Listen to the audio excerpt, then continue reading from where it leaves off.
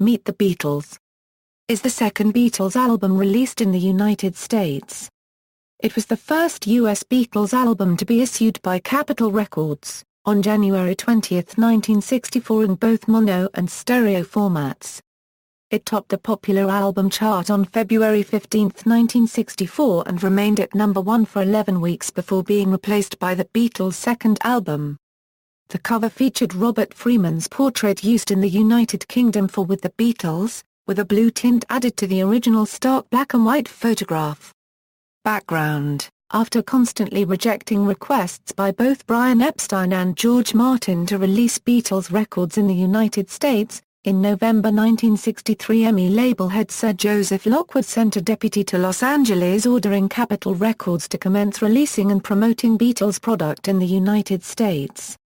Despite the first album claim on its cover, 10 days prior to its release VJ Records of Chicago beat Capitol to the punch with the release of the Beatles' American debut album Introducing.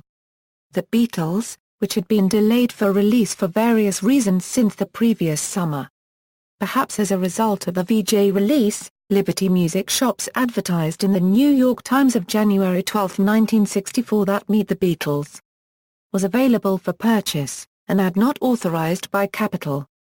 In 2003, Meet the Beatles was ranked number 59 on Rolling Stone magazine's list of the 500 greatest albums of all time.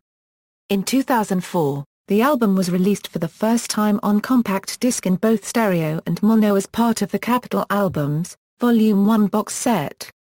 In 2014, Meet the Beatles was issued on CD again, individually and included in the Beatles boxed set The US Albums. Music: by November 1963, the Beatles had already recorded over 35 songs for EMI, while Capitol Records in the US planned to release an album and a single, and more at a later date.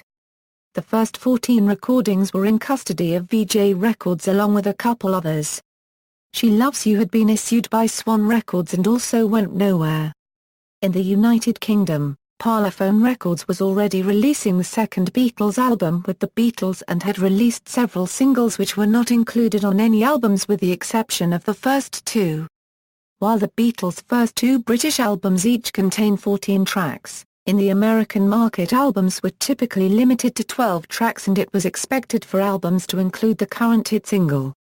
The first 3 tracks on the album include the December 1963 Capitol single I Want to Hold Your Hand along with the record's B-sides both in the United States, I Saw Her Standing There, and in the United Kingdom with This Boy from the original November 1963 release.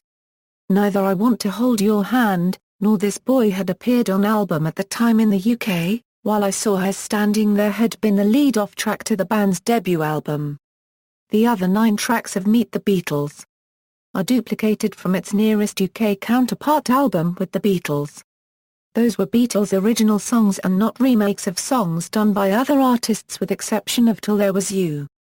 The remaining 5 tracks from With the Beatles were songs originally recorded by other artists. Capitol determined that for their first album they would only include original and fresh material.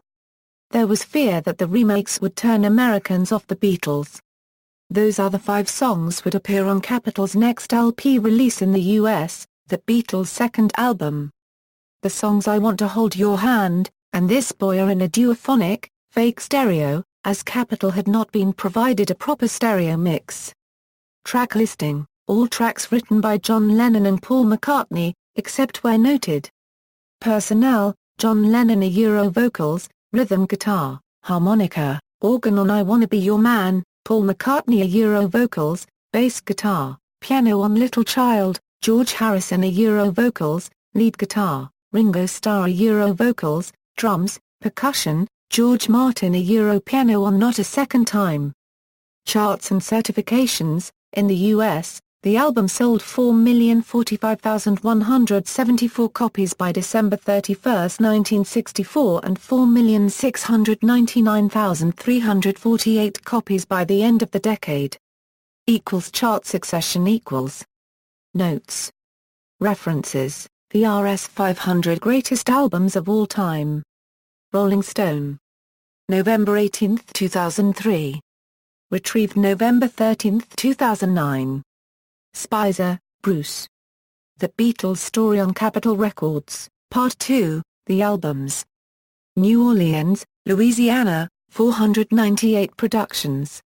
ISBN 0-9662649-2-4. External links: Bruce Spicer's The Beatles Story on Capitol Records, Part 1, Beatlemania and the Singles website, Bruce Spicer's The Beatles Story on Capitol Records, Part 2, the album's website, whatgoeson.com, Beatles Capitol Albums Volume 1 now 2 weeks away article.